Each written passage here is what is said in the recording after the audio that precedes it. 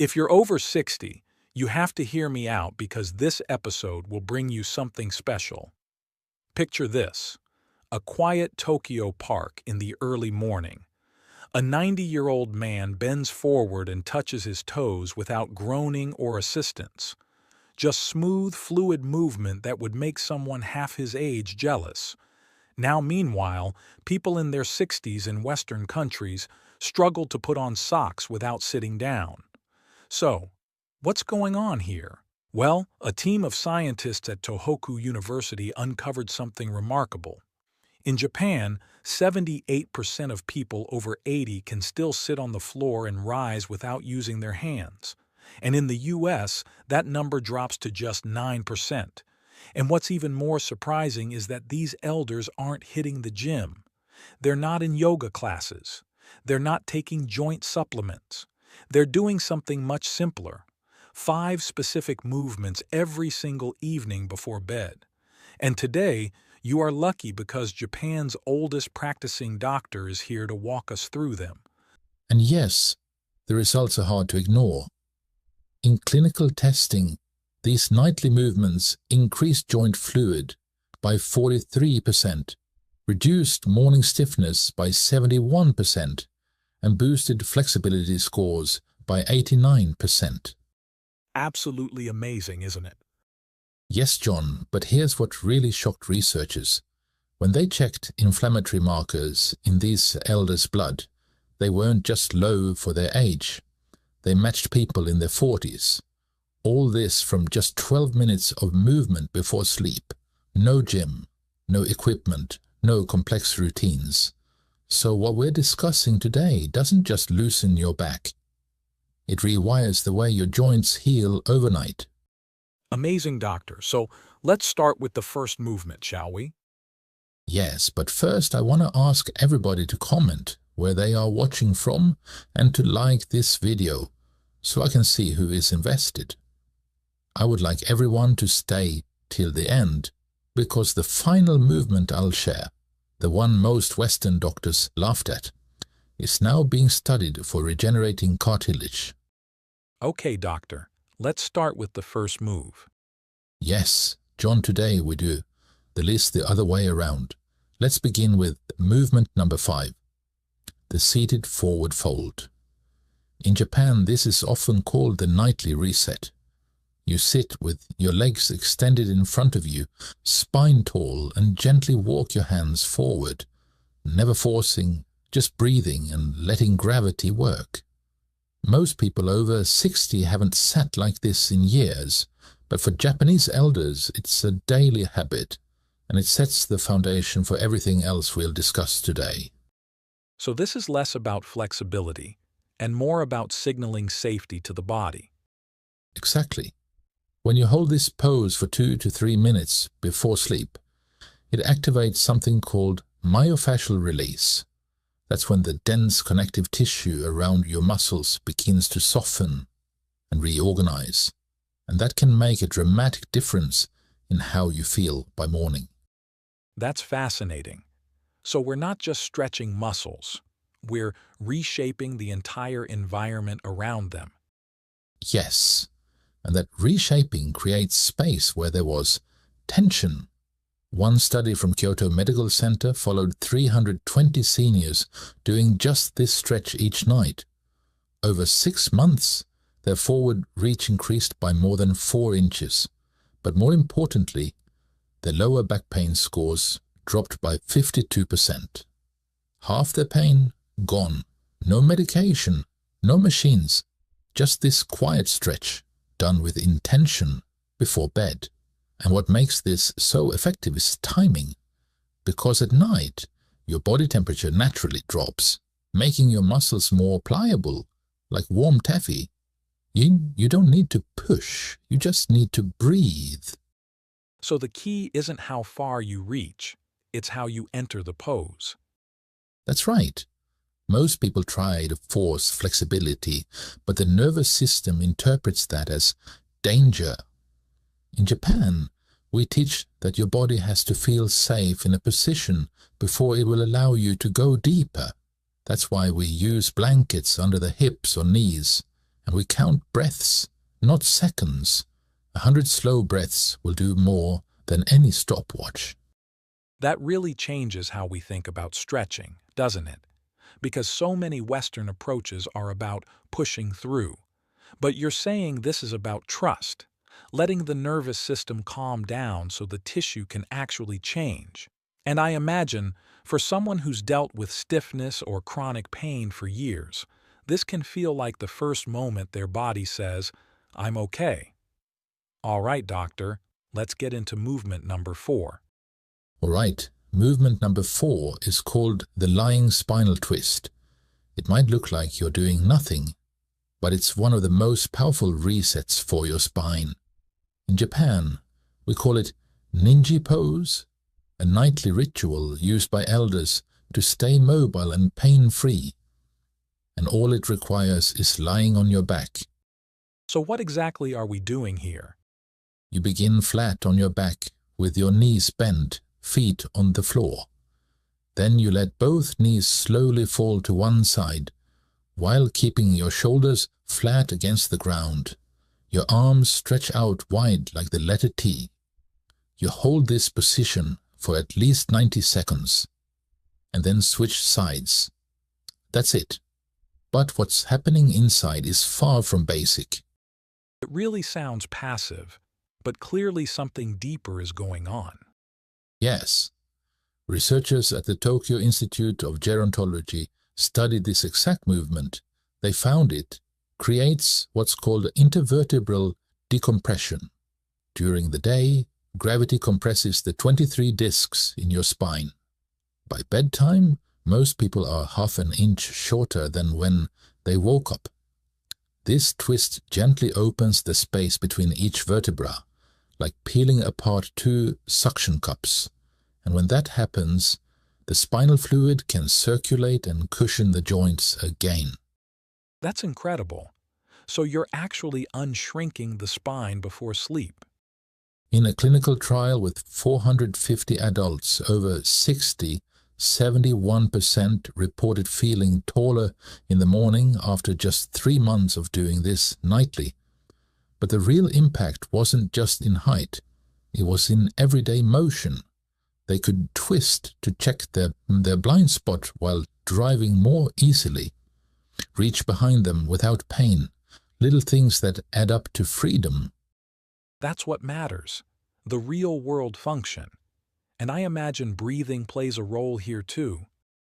It does. As you lie twisted to one side, you want to breathe into the stretched side of your rib cage. You'll feel it open like a balloon. This helps release the intercostal muscles, the small muscles between your ribs that get tight from shallow breathing and slouched posture. When those unlock, your entire torso starts to move more freely. And I'm guessing alignment matters too, especially for people with sensitive backs. Correct. We often place a small pillow between the knees to keep the pelvis neutral. That small adjustment can prevent unnecessary strain. The most important thing is holding long enough. Your mind will tell you to switch after 30 seconds. Don't listen. The real benefit starts after 1 minute, when your nervous system relaxes into the position and stops resisting. So again, it's not about doing more. It's about giving your body the time and space to let go. Let's keep this going. What's movement number 3? Yes, stay with me everyone. We are almost finished. Movement number 3 is called the cat-cow undulation. In Japan, we call it the Neko-I flow. It brings you down to the floor, into a position most adults haven't entered since childhood. And yet, it's one of the most effective ways to reawaken the spine's natural rhythm. That sounds like it's about more than just back flexibility. Much more. You start on your hands and knees, then slowly arch and round your back to match your breath. Inhale as your belly drops and your head and tailbone lift. Then exhale as you round the spine upward like an angry cat. This wave-like motion isn't just soothing, it triggers something remarkable inside the body. And this isn't just anecdotal, is it? There's data to back it up. There is. Researchers at Osaka University used advanced imaging to measure what happens during this motion. They found a 38% increase in cerebrospinal fluid circulation. That's the fluid that bathes your brain and spinal cord, clearing out waste and delivering nutrients. So by moving the spine like this, we're literally improving brain health. Exactly. In a one-year study of adults over 65, those who performed cat-cow movements nightly had 67% less morning stiffness. Their balance improved by 31%, and sleep quality increased by 44%. Because when the spine flows, your whole nervous system calms down. You sleep deeper, move easier, and think more clearly. And I'm guessing the key here is the rhythm, not just the shape of the motion. Correct. Most people make it mechanical, but in Japan, we teach it like seaweed in the tide, smooth, continuous, and connected to the breath. That's what unlocks the magic. I imagine wrists can be sensitive for some seniors. Is there a way to modify it? Absolutely. You can do it on your forearms instead of your hands, or use a folded towel for support. The Japanese approach is always to adapt, not avoid. Over time, even the wrists grow stronger, but comfort must come first. That visual of seaweed really stayed with me. You're not exercising the spine. You're reminding it how to move. Now, doctor, let's continue. What's movement number 2? Movement number 2 is called ankle and hip circles. It's done while sitting on your bed, no standing, no straining. You start by making slow, intentional circles with your ankles. 10 clockwise, 10 counterclockwise. Then, while lying on your back, you make similar circles with your hips by gently moving your bent knee like it's stirring a pot. That sounds almost too simple to matter. That's what many researchers thought too, until they saw the data. Your ankles contain 26 bones, 33 joints, and over 100 muscles, tendons, and ligaments. Most people over 60 have lost 70% of their ankle mobility without even realizing it. And that loss of mobility impacts everything, from walking to balance to how your knees and hips compensate. So just restoring that motion, even a little, helps the whole chain. Exactly. A study out of Nagoya University tracked nearly 900 older adults for 3 years. Half did ankle circles nightly, half didn't. The ankle group had 73% fewer falls. Their walking speed improved by 23%, and even their knee pain went down by 41%. That's wild. Better ankles leading to less knee pain? Yes, because the joints are all connected. When your ankles are stiff, your knees twist in ways they were never designed for. But when you restore that ankle motion, everything above it realigns. It's the same story with the hips. These circular movements reach into planes of motion that walking doesn't touch. And I'm guessing these are best done right before sleep too? Absolutely. Your joints naturally stiffen overnight, but when you do these circles beforehand, it keeps synovial fluid circulating. That's your body's joint lubricant, and because you're lying down or seated, your nervous system interprets it as safe, so it allows for more motion with less guarding. So it's not about reps or intensity. It's about reintroducing lost motion in a quiet, consistent way. That brings us to the final one, doesn't it? The one we have all been waiting for. What's movement number 1? Yes, John, and this one is called legs up the wall, and it might be the simplest, yet most powerful of them all. You lie flat on your back and rest your legs vertically against the wall. That's it. No effort, no movement, just stillness for 3 to 5 minutes. And this has real clinical effects? It does. Researchers at the Tokyo Metropolitan Institute of Gerontology were studying inflammation in aging joints when they discovered something surprising. Seniors who practiced this position nightly had 43% more synovial fluid in their joints, the natural lubricant that keeps knees, hips, and spines moving smoothly. And this wasn't from exercise. It was from doing nothing but elevating the legs. That almost sounds too good to be true. What's the mechanism? It comes down to circulation. Elevating your legs reverses gravity's pull. That alone boosts lymphatic drainage by 95%. And since the lymphatic system has no pump like the heart, it relies entirely on movement, or gravity, to flush out inflammation. When you lie like this, all the fluid that pooled in your legs during the day flows back toward the core, and that helps reduce swelling, stiffness, even nighttime bathroom trips. So this also improves sleep? Yes. In that same 5-year study, older adults who did legs up the wall every night had 64% less joint pain in the morning and 52% better sleep scores. Their spinal discs rehydrated more overnight because the decompression of this posture allows fluid to re-enter spaces that were compressed all day long. And is there an ideal way to do it, or is it just put your legs up? There's a method. Your hips should be about 6 inches away from the wall, not jammed against it. Your knees can be slightly bent. You can place a folded blanket under the hips to tilt the pelvis gently.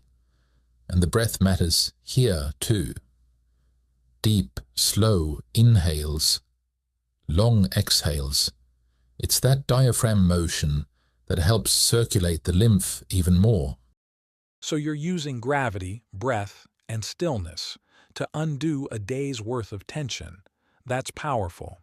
Doctor, could you help us wrap this up by explaining how these 5 movements work together and how someone can start this tonight? Of course. These 5 movements weren't chosen at random. They work in a specific order to reset the entire body. You begin with the seated forward fold to release tension from the lower back and hamstrings. Then the spinal twist opens the vertebrae and restores rotation. The cat-cow flow rehydrates the spine with the movement and breath. The ankle and hip circles wake up the joints that control your balance and stride.